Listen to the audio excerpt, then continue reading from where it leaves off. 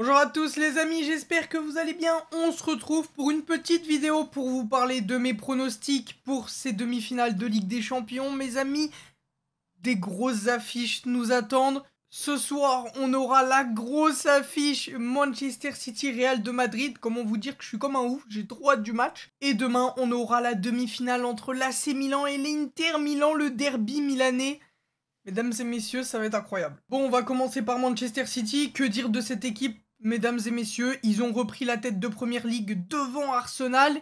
Ils sont sur une série de matchs sans défaite, c'est absolument dingo. Ça fait depuis le 5 février 2023 qu'ils n'ont pas perdu. C'est quand même une série de fous. Haaland est beaucoup plus intégré dans le jeu. On voit la ligne de 4 avec Jack Grealish sur l'aile gauche, Erling Haaland devant avec des fois De Bruyne qui monte un peu plus haut, et à droite on a Bernardo Silva. On a aussi Ilkay Gundogan qui dézone pas mal, et puis Rodri, John Stones au milieu. C'est très très fort. Et puis la défense, Akanji, Ake, Ruben Dias, non c'est vraiment très très solide Manchester City.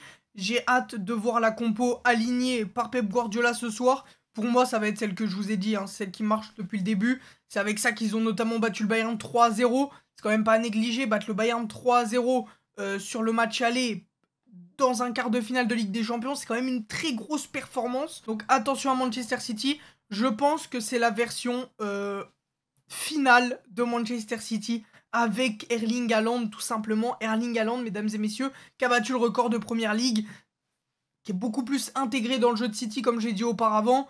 On le sent, il est en pivot. Des fois, il dévie, il va faire les passes, il presse, il finit.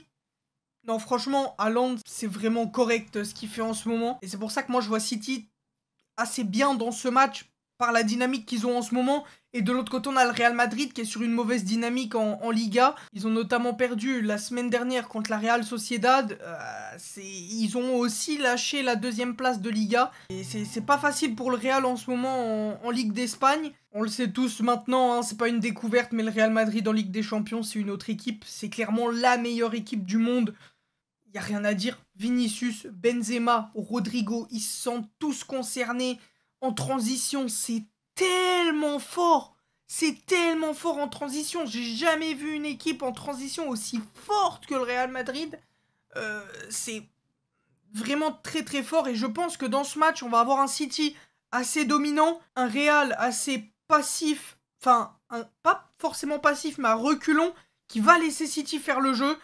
Et le Real exploiter les contres, parce qu'on sait que ça peut aller très très vite pour le Real Madrid en contre. Je pense qu'ils vont exploiter les contres de Manchester City en étant solides en défense. Et de toute façon, pour gagner ce match, il n'y a pas de miracle. Il faudra un grand Thibaut Courtois, je pense, dans les buts. Il faudra une grande défense notamment et un grand Karim Benzema en attaque. On sait qu'il y a Vinicius. Vinicius qui est pour moi l'un des meilleurs joueurs du monde à l'heure actuelle. En 1v1, il peut te mettre le bouillon à n'importe quel moment du match. Alors, Vinicius, c'est très fort en ce moment. On sent Rodrigo aussi beaucoup plus concerné, beaucoup plus dans le jeu.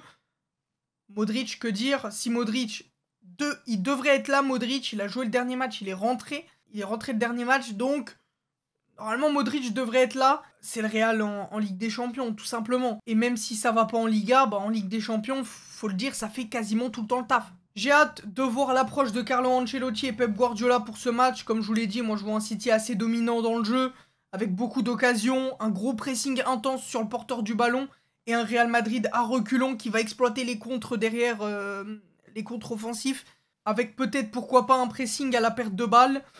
On verra bien. On verra bien la stratégie mise en place par les deux entraîneurs. N'hésitez pas à me dire votre score dans les commentaires. Personnellement, je vois bien un 2-2 sur ce match. Voilà, un match un peu foufou, ça part dans tous les sens. J'ai vraiment hâte de ce match, les gars. Donc n'hésitez pas à me dire votre prono dans les commentaires, je serai ravi de savoir. Parlons maintenant du match. Mesdames et messieurs, le derby de Milan, incroyable. Le derby de Milan en demi-finale de Ligue des Champions, c'est complètement fou. Alors l'AC Milan, c'est pareil. C'est assez difficile en ce moment en championnat. Et l'Inter, c'est sur 5 matchs sans défaite, toutes compétitions confondues. Donc ça tourne vraiment bien. On a un Lukaku qui a délivré une grosse performance ce week-end. On a une équipe qui commence à beaucoup mieux tourner, notamment une qualification face à Benfica en quart de finale. Ils partent avec assez de confiance, je pense, l'Inter Milan. Et de l'autre côté, on a un AC Milan assez moyen en championnat, mais qui a réussi quand même à éliminer le Napoli. C'est quand même pas rien, le Napoli qui est sûrement l'une des meilleures équipes d'Europe dans le jeu en tout cas, et la meilleure équipe d'Italie. C'est pas rien, la prestation de l'AC Milan. On sait, ils ont de très grosses bases défensives, et je pense qu'ils vont clairement jouer comme ils ont joué à Naples, c'est-à-dire attendre et exploiter les contres. Sauf que, attention, il n'y aura pas Leao. Raphaël Leao ne devrait pas être là. Raphaël Leao qui est le meilleur joueur du Milan AC, qui est pour moi l'arme fatale, on l'a vu contre Naples. C'est lui qui délivre tous les caviars, il est impressionnant Leao, impressionnant Leao. Et il ne sera pas là demain. Donc à voir comment l'AC Milan va approcher ce match. Personnellement, je les vois défendre et exploiter les contres malgré l'absence de Leao. Mais l'absence de Leao va grandement manquer.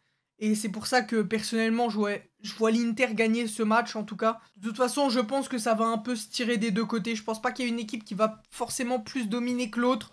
Je pense que globalement, l'Inter aura la maîtrise du ballon et la maîtrise du match en globalité. Je pense. De toute façon, il faudra un grand Romelu Lukaku et un grand Lautaro Martinez pour remporter ce match.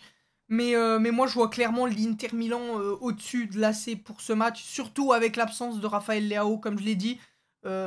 Après, voilà, l'AC Milan, ça sait exploiter les contres. Et comme je l'ai dit, moi, je pense qu'ils vont jouer vraiment très très bas, comme ils ont fait à Naples, en fait, où Naples, ils avaient super bien défendu le match.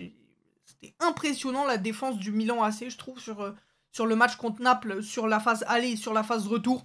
Donc je les vois pareil, moi je les vois bien défendre pour le coup, mais je pense qu'au bout d'un moment ça va craquer et je pense que ça va faire 2-0 pour l'Inter Milan, mesdames et messieurs. Voilà, j'aurais bien aimé que l'AC gagne, mais personnellement, objectivement, je vois l'Inter Milan gagner ce match.